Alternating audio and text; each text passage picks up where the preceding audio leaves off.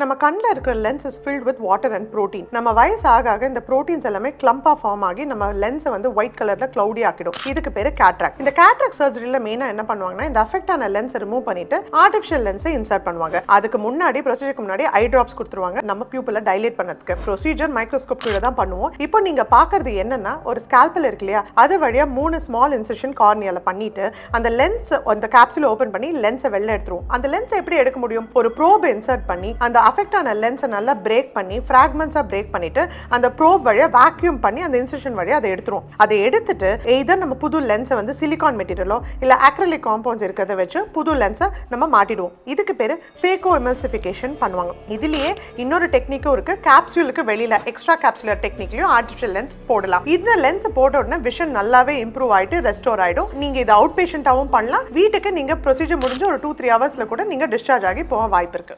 தீபிகா ஐ care கண் மருத்துவமனை, உங்கள் கண்களின் பாதுகாவலன்.